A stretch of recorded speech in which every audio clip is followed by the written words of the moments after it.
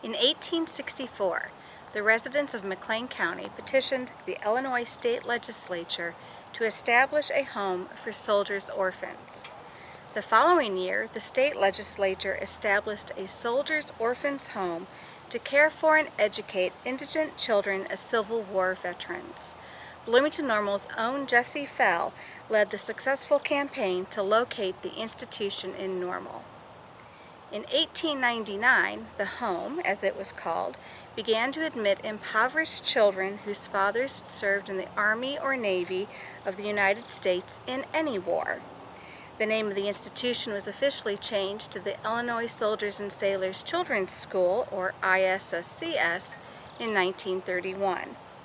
Although preference was still given to children of veterans, beginning in 1907, dependent children who were not children of veterans were admitted as space permitted. The state of Illinois closed this institution for good in 1979 in a shift towards privatized care. Employees tried to make life as normal as possible for the children at the home. Residents always looked forward to outings to local stores to buy candy and other treats. The home had its own swimming pool, first an outdoor pool, then an indoor pool, and sports such as basketball, badminton, and softball were popular activities as well. Children who died while living at the home were sometimes interred in a burial plot there on the grounds. In 1889, the remains of 7 children who had been originally buried at the home were relocated to Bloomington Cemetery, today Evergreen Memorial Cemetery. More than 90 children who lived at the home are buried in this cemetery. The earliest burial in the ISSCS section dates to May 25, 1879. At our first stop, we're going to meet 2 characters. The first is Augusta, or Gussie, Becker. She was born in Germany in 1882 and immigrated to Bloomington with her family when she was about 5 years old. The family joined her mother's brothers who were already living in Bloomington. Miss Becker worked as a domestic, including for Joseph Pfeiffer, a former governor of Illinois. She took nurses training in Chicago and taught kindergarten and first grade in Park Ridge, Illinois. Both experiences helped prepare her for her subsequent employment at ISSCS. From about 1928 into the early 1950s, Miss Becker was a housemother at Logan Cottage at the home, where she was in charge of as many as 50 girls ranging from kindergarten to 8th grade at one time. She cooked, baked, and sewed, as well as finding foster homes for many of her girls. Our second character is Francis Cahill.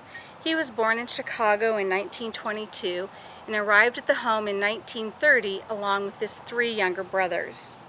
The boys' parents were separated at the time. The boys were admitted upon petition of their father based on accusations of neglect against their mother. However, earlier records indicate similar accusations were made against their father, including abandonment and drunkenness. While at ISSCS, Francis became active in sports at Felmley Junior High, which was located on the grounds at the school. He double-lettered in track and basketball. Cahill also joined the popular Letterman's Club. In order to belong, a boy had to earn 1 or more letters, have passing grades, and pay dues of 5 cents. Cahill was described as active, shy, and studious, with an interest in woodworking and reading. When we meet Miss Gussie and Francis, it is a typical Friday night, movie night, an event that the home kids eagerly anticipated every week. Let's go meet them now.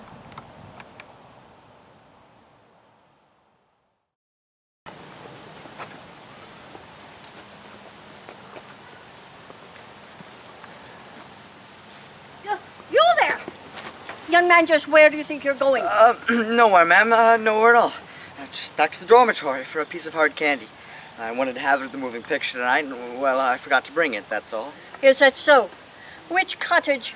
Lawton, ma'am? Oh, you seem to be a bit off course. This is Logan Cottage, and I am Miss Becker, the housemother. Well, You're a long way from Lawton Cottage. What is your name? Francis. Francis what? Cahill. Francis Cahill. You have younger brothers who live here at the home, is that right? Oh, yes, ma'am, 3. What are their names? James, Danny, and John.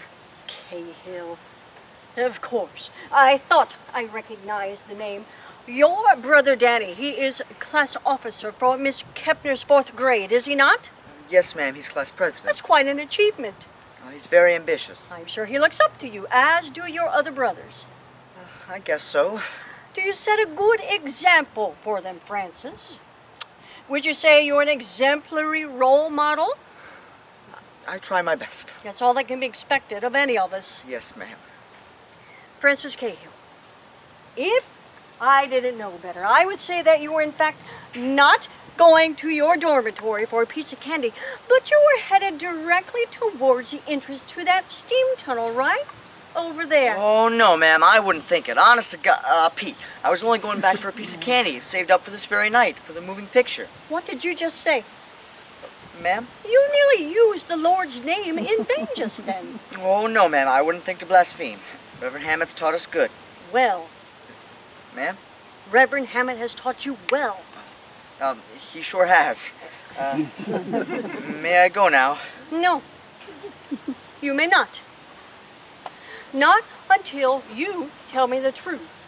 Now, did you or did you not intend to go down into the steam tunnels this night? I did. Very good. Your honesty redeems you.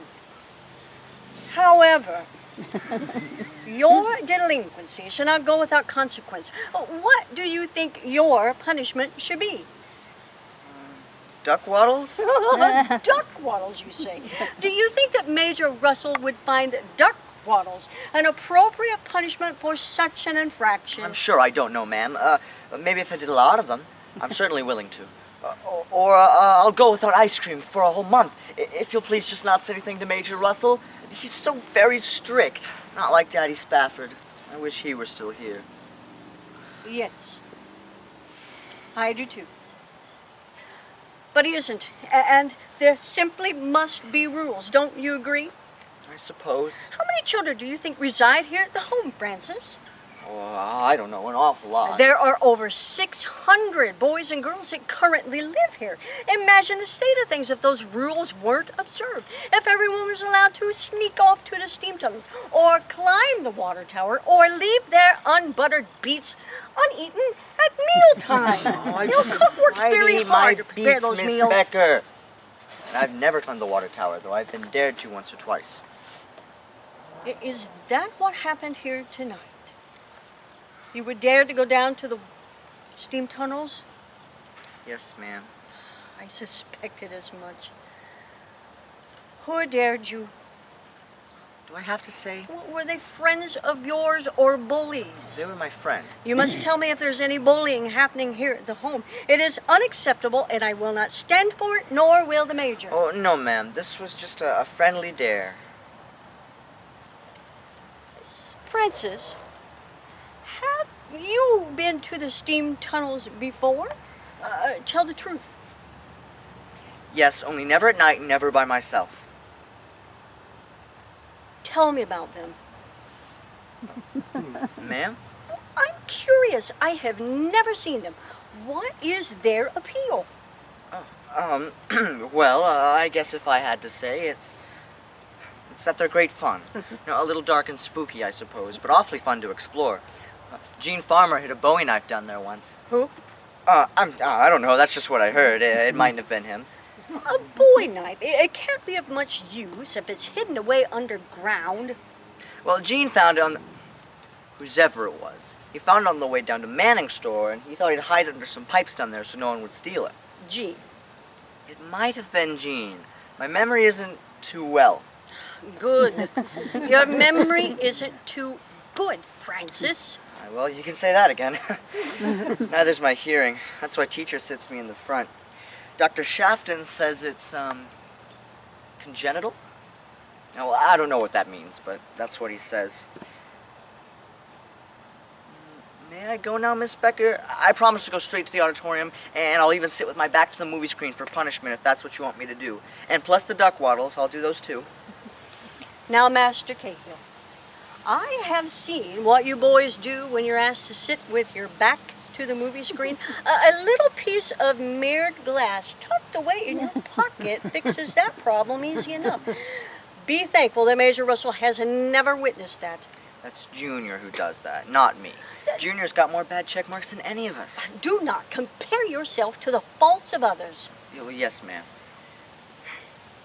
Tell me, young man, what are your strengths? I find that subject of far greater interest than one's shortcomings.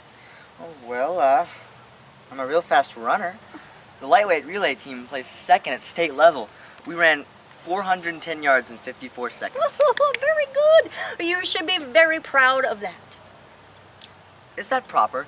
Reverend Hammett tells us pride comes before a fall. Yes, there certainly is much truth to that. However, pride isn't all bad. Jane Austen once said, and I have this committed to memory, vanity and pride are different things. A person may be proud without being vain. Pride is the opinion that we have of ourselves, and vanity to that which we would have others think of us. Does that make sense to you, Francis? Yes, ma'am. Francis, are you all right? Oh, I don't know. I just get these little pains in my stomach. I'm sure it's nothing. I'm sorry. No, not to be sorry. You need to see Dr. Shafton as soon as possible. Yes, ma'am. There, it's passed. They never last long. Well, be that as it may, you see Doctor first thing come Monday. Yes. It's probably just the buttered beets.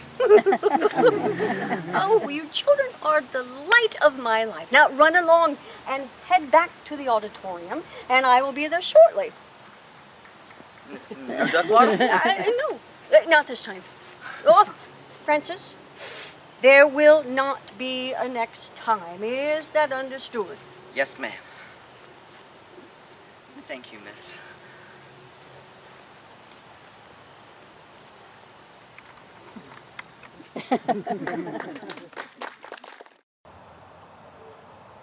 Sadly, Francis Cahill died at the age of 16 while picking beans for farmer Pearl Petticord at the home.